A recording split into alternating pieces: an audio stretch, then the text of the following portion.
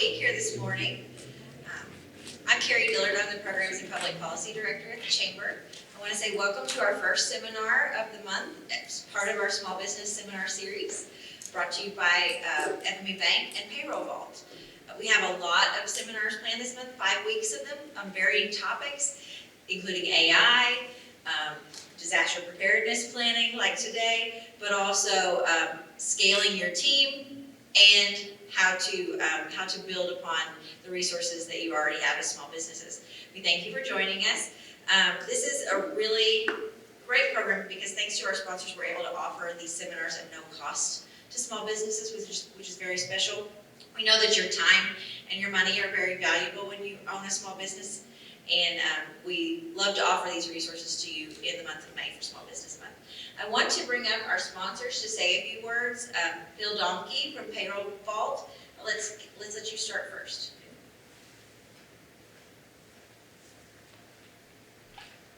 Thank you all for coming this morning, especially on this rainy morning all of a sudden. We're very fortunate and glad to be able to sponsor the series with the Chamber. Small businesses is something that I've been involved in a couple of careers. My wife and I now own our second one with Payroll Vault. So give you a kind of a thumbnail of what we do and what we can do for small businesses. So Payroll Vault's a national franchise, and every franchise is owned locally here in Western Kentucky. So we have that here. We provide HR, payroll, everything kind of goes with HR support for small businesses. The nice thing about our platform is we can do pretty much anything the big boys do, or we can scale it back down to as small as you want to be.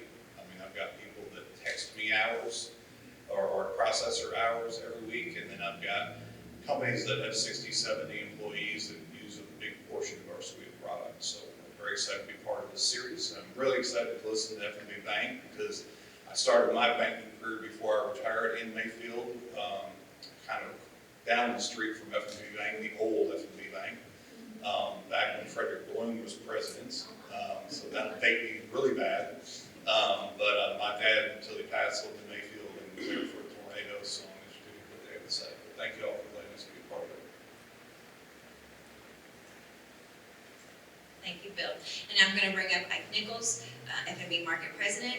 He's going to say a few words, and then he's going to introduce today's speakers. Right. Good morning, everyone, and thank you again. Appreciate everybody braving this stormy weather outside and making food this morning. This is FMB's been a proud sponsor of this seminar series for the last several years. We're certainly a proud sponsor and appreciate everything small businesses in this community do, and we understand the importance of what small businesses do for our community. So thank you again for joining us, and please mark your calendars for the following weeks of the additional seminars coming up over the remaining months. And so we appreciate the Chamber allowing us to kick this off this month, or the series of this month. Jump right in and just say you're in good hands this morning because I work with these folks. I know you're in good hands, so I can say that with the presenters here this morning. And so first we've got Ms. Sally Hopkins, our CEO, David Jeffries, our CIO, and Ms. Crystal Valentine, our HR Director. So take it away, folks.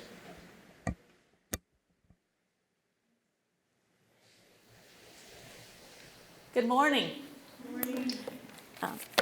This is a very timely topic considering the weather we have today and what's coming, as they say. Crystal was not supposed to be here, but one thing we wanted to make sure was to get the people aspect of a disaster, to give you some information about that. Let's see if we're going to get started. We, as you know, were part of the Mayfield tornado, and you're going to see some more about that. So we learned a lot. We had a disaster recovery plan in place, and we thought we were set. We thought we knew everything that we needed to know, and that all was going to be well, but we learned an awful lot. Now, we had a plan in place, and that did help us, but we did have to learn a whole lot more. Today we're going to cover some things about how we got here, how to survive and thrive. Again, what worked well and what we learned, and boy, did we. And this is very casual. It's just us and you. So feel free to ask questions at any point. Um, Anything you want to talk about, if we touch on something a little and you want to know more, please ask. And you all can certainly tell us things that we may not know. So we're happy to learn about those things too. Okay. Yep, keep going. So, December 10th, 2021, it was a Friday. We left work that day. When we left work that day, this is what our main office on the top left and our operations center on the bottom right. That's what they looked like. We left with the threat of severe weather, but of course, we didn't know exactly what was going to happen. This is video that was taken from security cameras in the lobby of our main office. And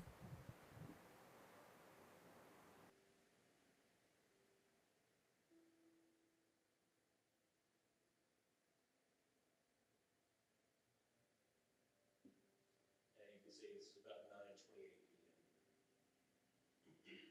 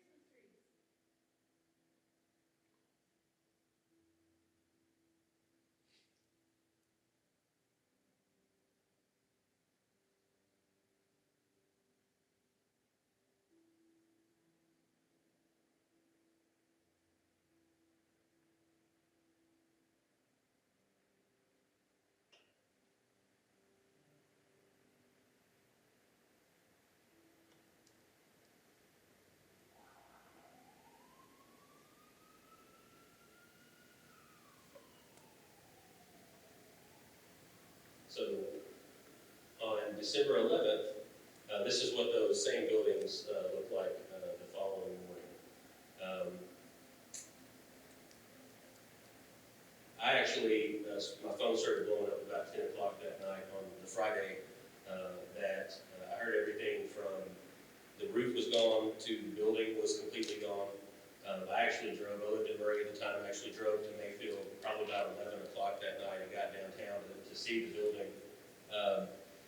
And of course, the destruction in the whole town was just kind of unbelievable at that point. We were very lucky, I was very lucky in that our server room was not breached. Of course, we lost power, but there was no water in the server room. So for me, that's a very lucky thing that happened for me. But obviously, and I think Crystal and Sally are going to talk more about the people aspect. From a technology aspect, we were very, very lucky in that. So sort of by the numbers, thinking about small businesses and disaster recovery, 54% of organizations have a company-wide disaster recovery plan in place. 50% of businesses have experienced an extended break in continuity, and 40% of businesses do not reopen after a disaster. So that lets you know how important planning for disaster recovery is, especially to small businesses. All right, so in terms of how to survive and thrive, develop a disaster recovery plan. Prioritize your people. Crystal, is this where you want to? That is definitely the HR function. That's not the IT function. I'll try to keep my comments brief, but we did some things really well after the tornado. I mean, the fact that this happened on Friday night, and at 8 o'clock Monday morning, every single employee that was displaced had a place to go. So David and Sally did a great job with that. One thing we did not do well, and I actually reached out to my people and asked them, what did we do right and what did we do wrong with this? I had some people say, my supervisor never called me to check on me, to check on my house, to check on, just to see how I was doing. That was a big fail. We should have had that contact. Every single supervisor should have been making that contact with their employees to see how they were doing. But you can't do that if you don't have a relationship with your people to begin with. So maybe I knew that my employee lived in a different location, and I knew that she did not have damage from the storm because of where her location was. But if you don't know where your people live, if you don't know anything about their families, then you're not going to know that information. So in order to be best prepared for a disaster, you've got to know your people. Again, the workplace, having a place for people to go on Monday morning was great. Was it the best case scenario? I went from having an office where I could close my door and have conversations with people to a room full of 20 people sitting at white tables with pull-up chairs. And what do you think the mentality of our employees are after a tornado?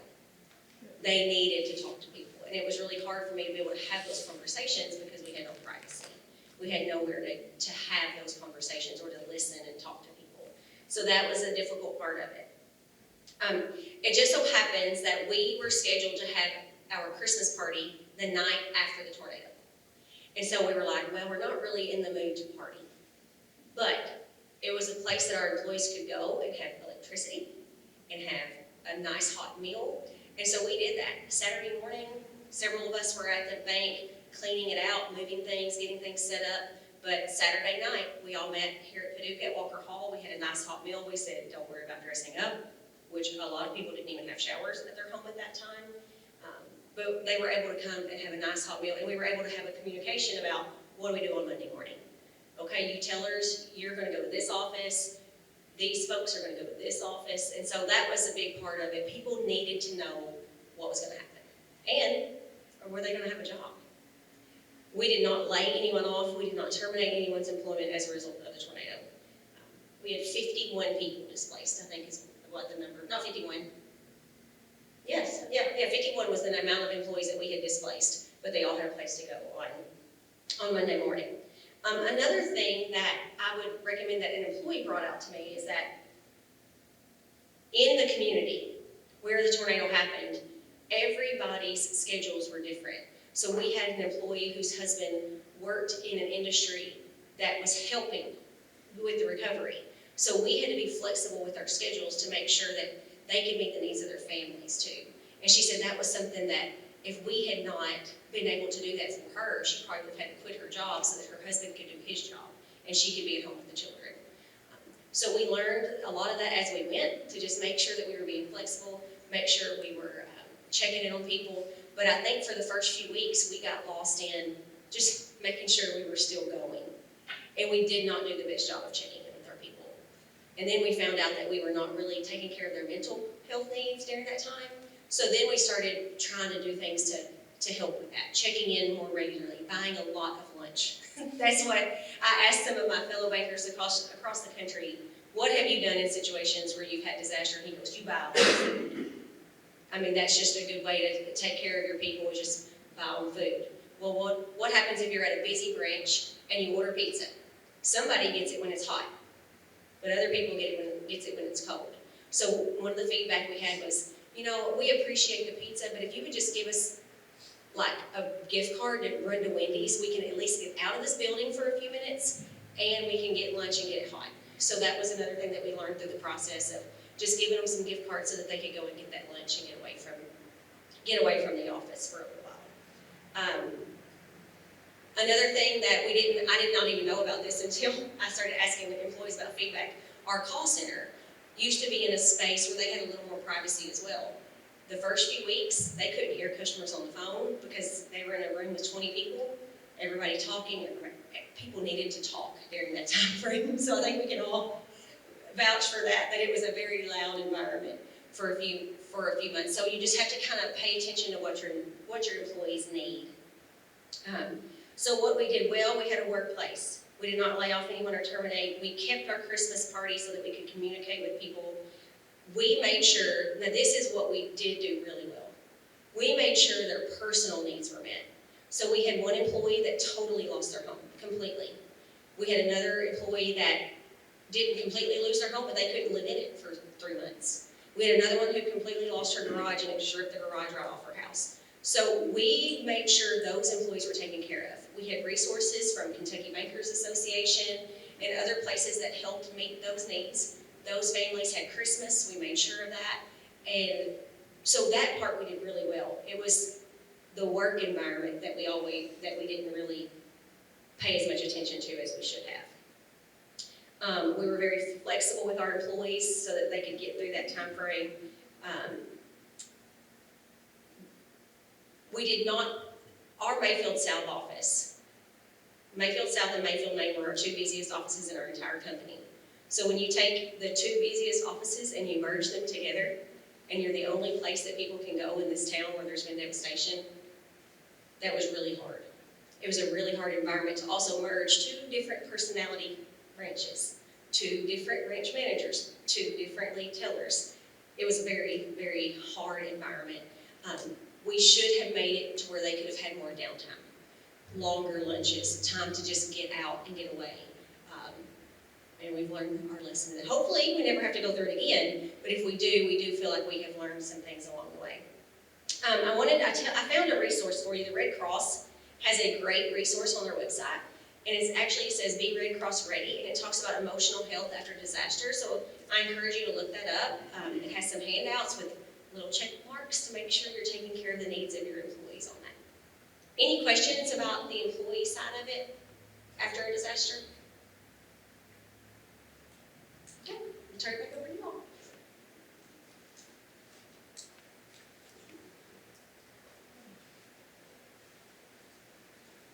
All right, so the first thing that you have to do is to develop a plan. The best way to develop a plan is you have to understand your business, kind of put down on paper your main risks, and that can be, based on what your business actually does. So for us, power outage, data loss, those are huge issues.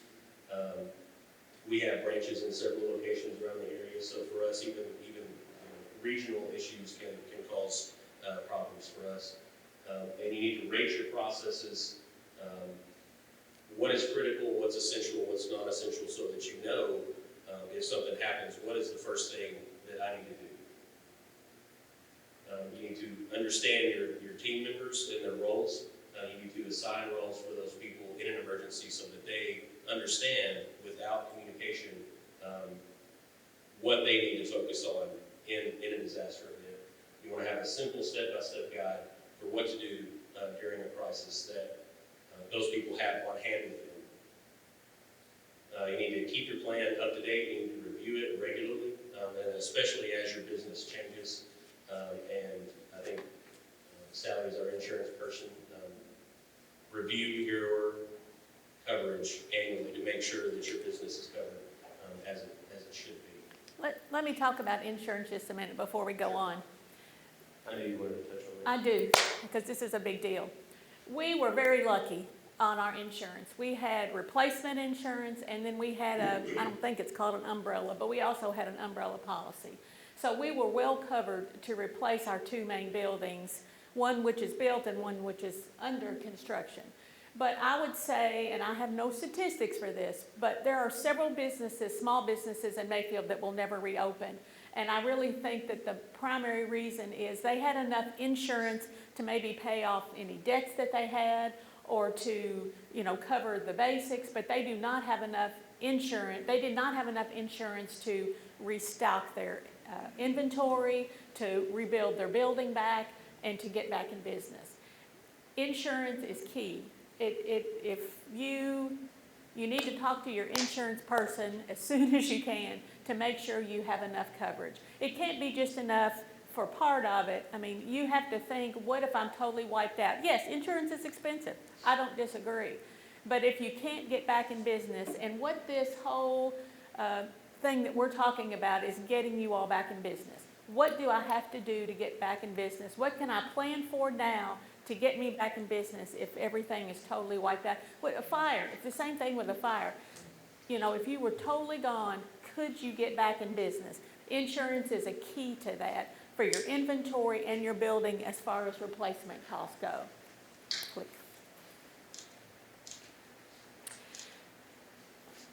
Generators, we also, one thing we did not do well is generators. We now have a lot more than we had 2 years ago. We did not even know what type generator our building needed, and we were talking about this a little bit beforehand. Here's a building, just hook up a generator. Well, it doesn't work that way. You have to know what type, what size of generator your building needs and have the right plug for it. Not everybody can afford to put a generator on every building, but at least if you know what size generator your building needs and who's going to do that, you can go ahead and talk to someone, plan with someone to have a generator. Okay, if I have a disaster, I'm going to call you and get a generator, and there may be some kind of fee to keep it, to keep them on standby. But again, it's worth it, because we didn't have power for 2 weeks, a week. It was quite a while before we got power back, and nobody had power. So a generator is critical. Again, if you're not going to get one, at least know what you need. Sally, on that note, a couple of things. That if you're looking for that, know the voltage of your facility, because a lot of generators are multi-voltage, so have that, and then also just know the size of the amp draw in the building. A lot of people try to pull up their utility bill and think that's going to tell them, and that doesn't really give the full picture. So you'd have to get with an electrician. It's really helpful to have an electrician or have the provider of the generator come in and just check do it a quick out. walk and do an assessment. So, thank you. That was the thing, we didn't know any of that.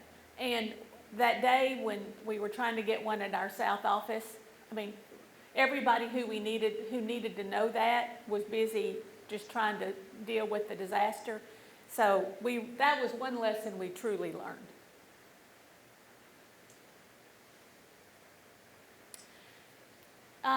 We also, one of our things, we do practice some drills, and that we do turn off the power and make sure that the generator comes back up.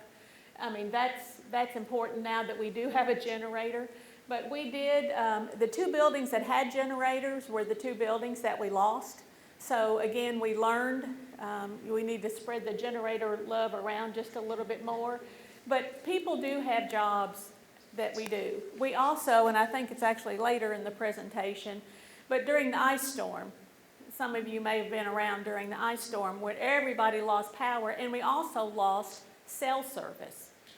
The only people who had cell service were Verizon, and we learned that not many people had Verizon phones. Almost everybody had AT&T or one of the other ones. So what we did, we couldn't communicate with people. We had no way to get in touch with people. So our disaster plan says if we have a disaster and we're not going to be open, at 9 o'clock the next morning, you meet at this location. If that location is inaccessible, you meet at 9 o'clock at the second location. So that worked. People showed up. After the ice storm, they showed up at that time, and then, because we still had service to our customers, we still had to do what we could do without power. So just have a plan. Again, we're going back to have a plan. Doesn't have to be fancy. Just have a plan so that your employees know what to do. Whoever thought all the cell service would go out? We live by our phones right now. We live by our phones. And I don't have landlines or whatever anymore, but I can always get people on cells. No, we couldn't. We couldn't do that. So we learned from the ice storm and the tornado what we needed to do. Okay. Data backup and recovery. So the whole idea behind this is what would you need if where you work, your office, wherever that is, if that were gone today, and tomorrow you needed to show up at a completely different place and start doing business. Do you have backups of that information that would allow you to do that? One of the things that we noticed with some small businesses after the tornado for us is there was a law office across the road. They did not have digital documents. They had paper files of their case files. They were gone. Then they have to keep those on file for a period of time. Those files just vanished. They don't exist anymore. There's no telling where they ended up. So a big thing in this day and age is to, if you're a paper-based business, you need to work on ways to start digitizing those documents so that they can be stored. It doesn't have to be the cloud. We use the cloud quite a bit. But in some way that you are not tied to the physical location where you work to be able to continue to do business. You want to set up automatic backups for your important files. Cloud storage is an excellent option, or an external hard drive that you can keep with you. You can get a lot of space in a really small form factor now, and make it real easy to throw in a bag. Just make sure that the things that you need to do your job are with you and not tied to a physical location. Make sure that you're protecting your sensitive data by using encryption. And big things with backups, I worked in Murray State several years ago, and we had backups of a very important drive. And the problem is they never tested that backup. So the server went down and the backup didn't work. So all that information was lost. So having backups is one thing. You have to make sure that those backups work independently. So always, backups are great, but backups mean nothing without ensuring that they work and tested. Hey, David? Yeah. Last point, would you consider like a Google Drive or an Apple Docs a good place for sensitive data? I mean, you think these big companies are doing this stuff. Talk about using, tell me what that looks like if I've got documents that have sensitive data on them, how I'm going to store them. Yeah, I think the way that I look at that information security in terms of large businesses and things like Google and Apple, those companies have resources that we just don't have access to. So it's almost a guarantee that their base level of security is better than anything that you could build yourself. So I would, obviously through the bank we're regulated. I'm not going to put our stuff in there because we would get dinged for that. But for an average small business, something like that, Google Drive, Apple, iCloud, anything like that is going to be more than secure enough for your information. There's a much higher risk of that information being gotten to on your personal device than there is with it up in those cloud services, if that makes sense. So yeah, I think for small business, anything like that, any service like that is going to be usable and beneficial. That's a good question, isn't it? Okay, so internal, external communication. Sneeze issue. Okay. This sort of goes back to having a plan and also having backups of your information. You want to create a list of your emergency contacts for your teams, your clients, and your suppliers. Again, you want to be able to make sure that you have access to that information, not at your desk. One thing I discovered the night of the tornado, my office was actually one of the ones on the corner the corner was torn off, so I could see my desk from outside the building.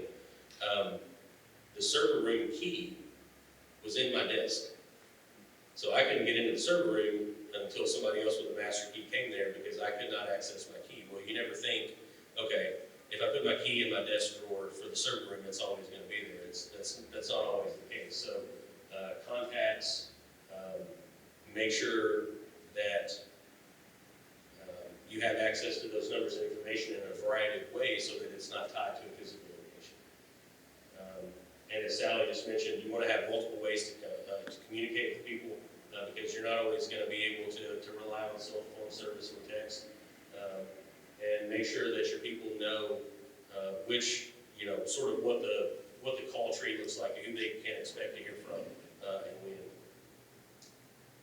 Regularly update your contact list and practice reaching out during some of those drills.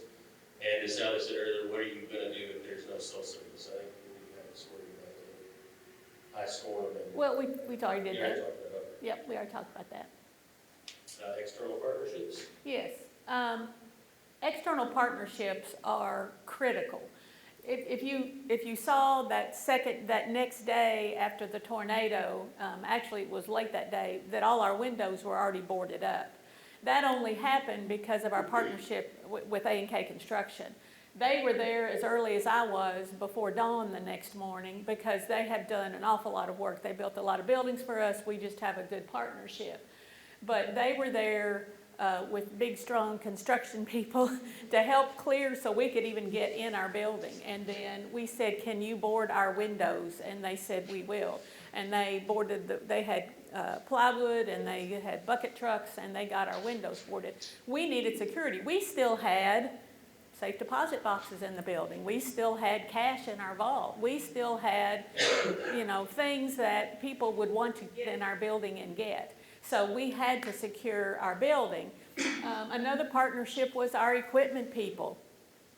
We had to have somebody come and move those safe deposit boxes. And now, they were not damaged in any way. Our vault was, and there was no damage to inside the vault or inside our safe deposit box room, but we had to get them out of there.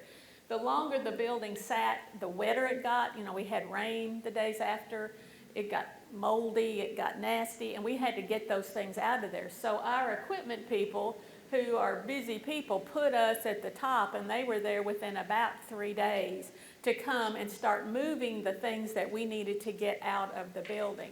Those partnerships are critical. Our insurance people were there the next morning. With a lot of totes to help us pack. With coats to help us pack. But you need to know how to reach the people, and you need to know who to call. And you need to have enough of a relationship with them that they will come when you need them disaster. Don't think that you are on an island and that all things you can handle, because you can't. You've got to have these partners that are so important to you. And how to get in touch with them. So we talked about that, just developing good relationship with the partners who can help you. We needed to talk to an electrician. We needed plumber type people that we work with regularly. We needed to have a relationship that we could just call and say, we need you, and we did have those relationships to have a partner. So again, what we're talking about is this little car is getting you back to business.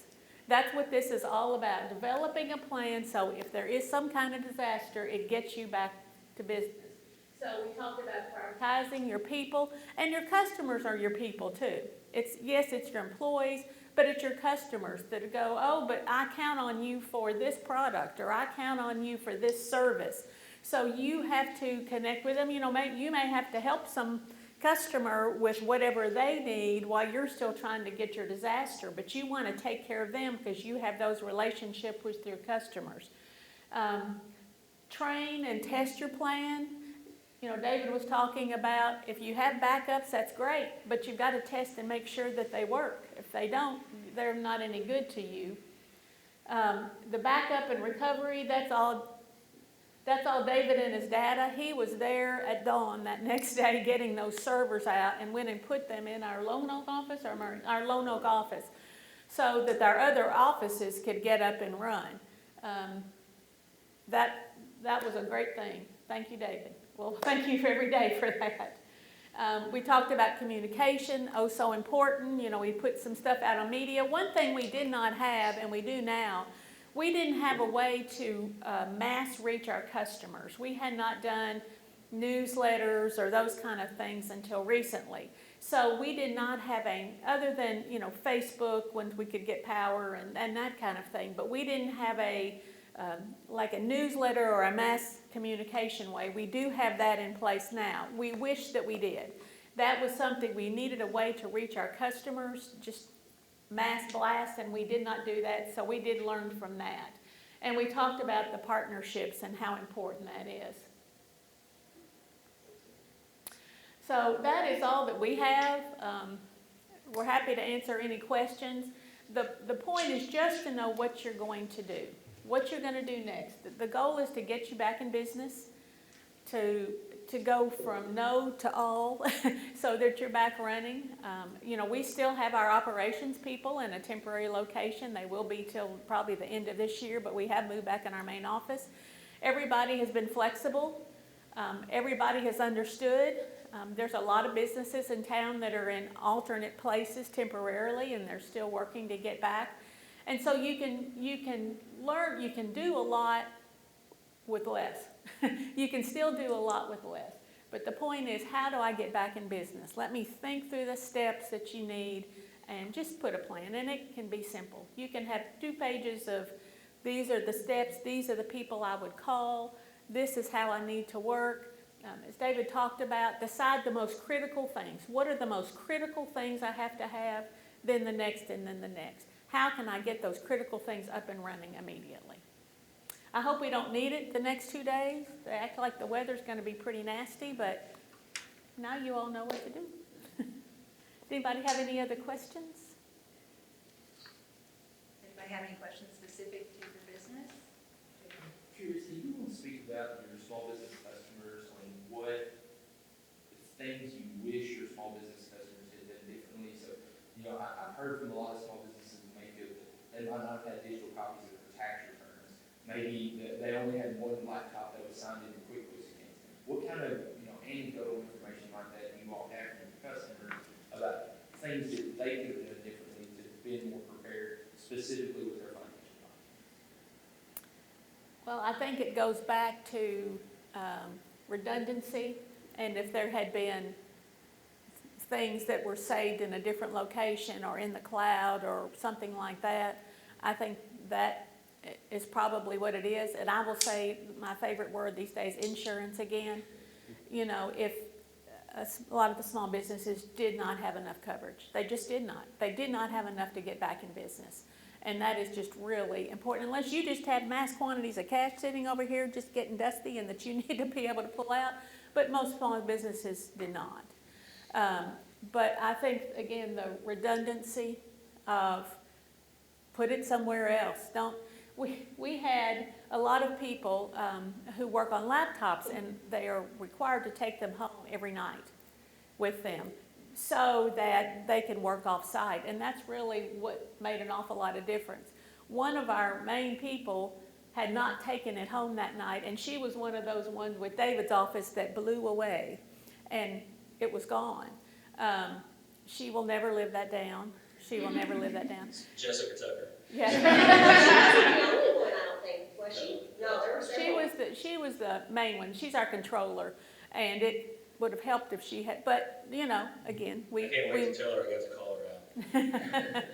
So, but, maybe people take things home, and then they're in a different location so that everything's not right there together. But we were able to work again on Monday, and of course, these people worked all weekend. I'm talking all weekend, like 48 hours, to get us up and running. But a lot of people did have their laptops, and that made all the difference.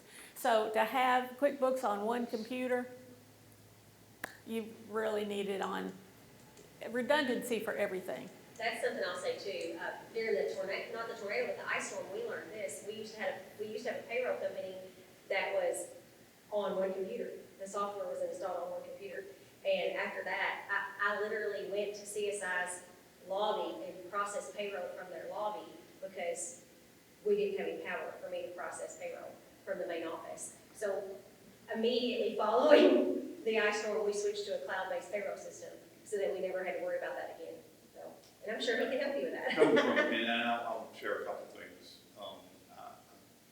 In my banking career, which lasted about 20 years, I spent 17 years in Mobile, Alabama, and I went through the 2004-2005 hurricane season with one bank.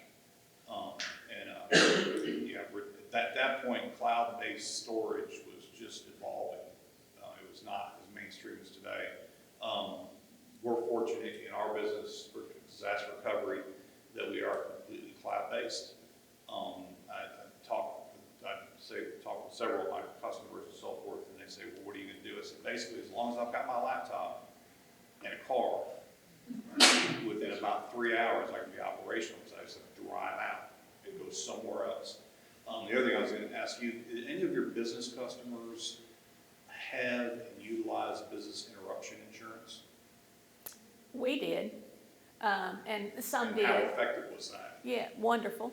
Yeah. I mean, it really has been wonderful. I recommend that to a lot of people. It does cost, and you want to really policy, but in my banking customers during the hurricanes that actually had that, they came out unscathed. Right, I mean, our business interruption insurance, we had to obviously lease an off-site space, and they have paid for the lease, Right. this entire time. To get you back up and running. Right, and it included the lease and the utilities, and, I mean, it has covered us. It has covered us. And so, again, insurance is expensive, but when you need it, you need it. And that was a good point. Good point. Did you have anything? I know you're the small business guy. No, So- no, I mean, I'm tickled to death y'all are here. We struggle constantly to get businesses to try to plan for disasters. It's not a fun topic. I'd much rather talk about marketing or sales or human resources or really anything except disaster preparedness. So I commend you all for being here. Very much just echo everything they said. I also, a big misconception about disaster recovery is that the SBA is going to swoop in and help. Because the SBA does advertise that they're a distributor of disaster assistance loans, and that's not untrue. So the SBA does distribute disaster assistance loans, but they're only available in excess of what the insured amount of the property is. So there has to be insurance in place associated with the assets that were lost, and then the SBA can only lend in excess of what that insured value is. So for most small businesses, they have insurance up to the value of those assets, so it really excludes them from any value they can get from a disaster assistance loan. Now, if you're in a situation where you have a small business and it's completely underinsured, then those loans can be helpful. But everyone, is familiar with the economic injury disaster loans that happened during the pandemic. The ones associated with natural disasters are much less appealing for small businesses. There's much less coverage available. They kind of stuck an asterisk on them during the pandemic and gave them to anybody and everybody, and they just don't do that associated with natural disasters. So my biggest recommendation is not to plan on any disaster assistance loans from the SBA and only plan on utilizing them as a last resort. Because, I mean, in Mayfield, I think there were 697 applications from small businesses for disaster assistance loans, and the SBA approved 37. It's a very small amount of loan funding that can be distributed. And I took a lot of those phone calls from angry people because they sent them my phone number afterwards. It's a federal policy. There's nothing I can do about it. Honestly, there's nothing the people who are in the processing center can do about it. It's the way the program's written. But everybody just thinks, oh, I can get an SBA disaster loan if there's a natural disaster, and there's a very good chance that that's not going to be a possibility. And people, of course, it took us 2 years to get our building built, but we're really the first building downtown. And somebody said, well, how'd you do that? And I said, because we didn't rely on any government money. We weren't eligible for it, but we didn't rely on any. I mean, we had to be self-sufficient. Anybody who's relying on FEMA or, they're not built yet because they've been promised the money and they have actually been awarded the money, but they don't have the money. So, just think, I have to take care of myself. What do I have to do to take care of myself and get myself back in business? I need to make sure my data is stored and safe off-site somehow. I need to have enough insurance coverage. I need to make sure my people know what to do if there's some kind of disaster and how I do. And, what's my plan with my partners to get back in business?